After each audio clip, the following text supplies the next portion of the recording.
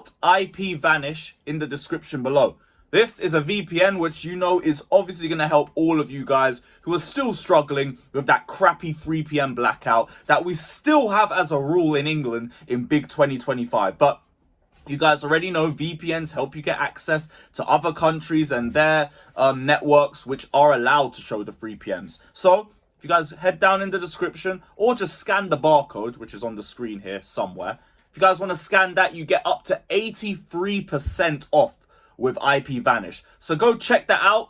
Link is in the description. Barcode is somewhere around here. Yes, guys, welcome back to Chelsea Fan TV and welcome back to another episode of 5 Things We Learnt. Today is day 132, that's the one. As your world champions, you guys already know what to do as soon as you enter in. Hit the like button, subscribe, all of that shit. And it's 3 away wins on the bounce for the first time since 2022, March 2022 to be exact. And you guys all know what went down on March 2022. God bless Roman Abramovich. But it's another step in the right direction.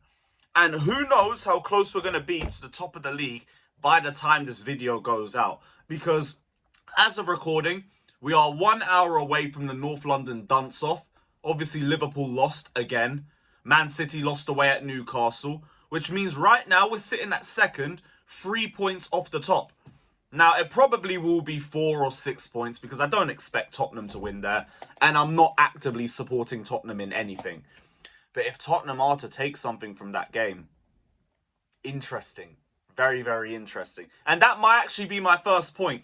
I've said all season that Chelsea are in this title race until we're not in this title race. Even without Cole Palmer, even without Levi Colwill, we are top 3 for the majority of the stats, and now we're top 2 in the Premier League. With Cole Palmer coming back in a week or two's time, our creativity is only going to get better and better and better. And honestly, I don't really know where the ceiling for this club really is. Because I look at this Premier League, and I don't think anybody stands out to me like that. Arsenal are top of the league because they have the best defence, but without Gabriel, their best set-piece threat is gone and they're not great in open play. Man City have stars in their squad. The likes of Donnarumma and Haaland are always going to keep you in the title race. But they're just not that consistent. And I think if you go out and actually try to play a game of football against them, and you're solid in your press, you can always get something from that sort of team. Liverpool, done. I was saying they're not out of the title race until they lost to Forest. Now, I don't know how they get back into this. I really don't. So, unless Arsenal can run away with the league, which they are still yet to show that they can do that, next week will tell us a lot about whether they will or not. But this title, is anybody's to lose. We just have to keep our heads switched on. We have to take things a game at a time. And we just have to keep winning. The same way that we've been doing in the Premier League for the last month or so. It's not just 3 away wins on the bounce. It is 5 wins in our last 6. 1 fluke result against Sunderland is the only thing that's looked out of sorts from Chelsea since early October. That's how, or even late September, depending on whenever that Brighton game was. But the point still stands. We're in this title race. Whether people have the balls to say that we're in it or not. So, Chelsea, make us all proud, man. Just like you did yesterday against Burnley. No Caicedo, no Esteval, Reece James taken off at half-time.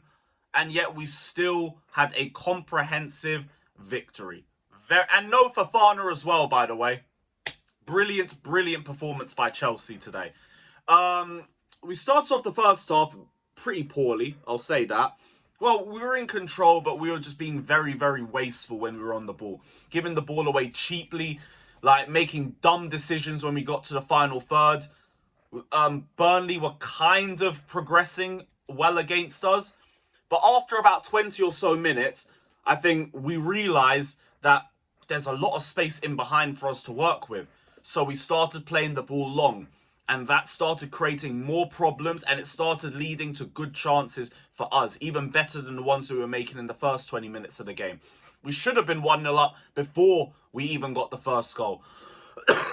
But Kyle Walker had an incredible challenge on Jamie Gittins at the last moment to stop us from going 1-0 up.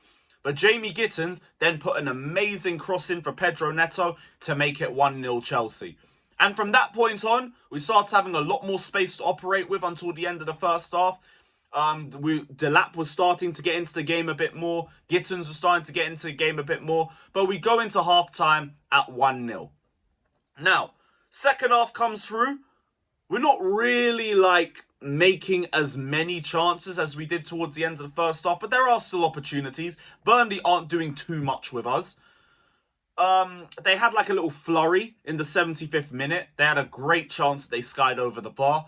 But after that, the substitutions that we made took effect. Marc Guiu comes onto the pitch, instantly starts asking questions of the centre-backs. He gets through one-on-one with the goalkeeper and is so selfless to slot that in for Enzo Fernandez to make it 2-0. And that was going to lead to my second point. Marc Guiu really needs to be given more minutes, because I still think we brought him on relatively late. Marc Guiu, in a game where João Pedro isn't really getting into the game, in a game where Liam Delap is just looking straight trash, and we're going to get into that later on, you've got to give Marc Guiu some opportunities. This brother always plays like he has something to prove. Where Liam Delap, which, look, this is a second and third point, because Delap was also just straight trash. And, he wasn't doing anything that he who came onto the pitch and did. He wasn't selfless when he was on the ball. He had an amazing chance to slot the ball in for Pedro Neto to make it 2-0, and he went selfish. The awful decision-making in possession, the weak pressing, just the bad decision-making in general just wasn't good enough from him. And it just seemed like he was out on the piss the night before that match. When you've got games like that from the likes of Delap and João Pedro, utilise Marc Guiu. I know he's young, he's 19 years old, he ain't had a lot of first team minutes, but he comes on and he just gives you something fresh. He comes on, he'll listen to the instructions of the manager, like he did in the Liverpool game, where he pinned both of the centre-backs and allowed for that ball to go through to Esteban for the winner. The same way João Pedro did for the first goal against Liverpool as well. Give him instructions and just send him out onto the pitch to go and run those centre-backs ragged. But Delap as well, because now you're part of this point. I get it. He's still getting back to Premier League football from his injury, but I can't be having performances like that. I can't be having decisions made like that. So I'm going to need to see better from him, personally. Next point. Pedro Neto scores again. And arguably could have left with another assist and another goal if things had worked out well for him in terms of the final end product. But he hit the post in the second half. He made a great chance in the first half.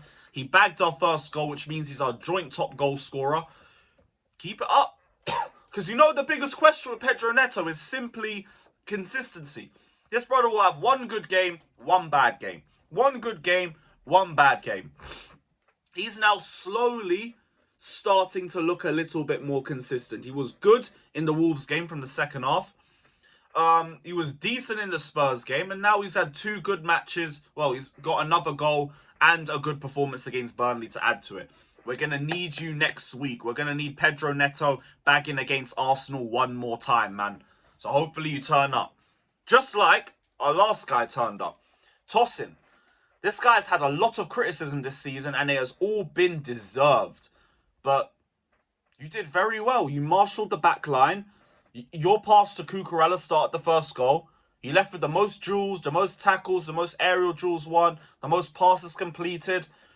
That is more of the Tosin that we want to see. Composed, like the leader, like the elder in the squad that you are. We need to see more of that. But all in all, a comprehensive victory for your world champions.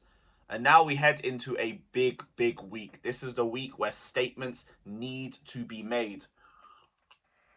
We'll see if Tottenham have anything for us today.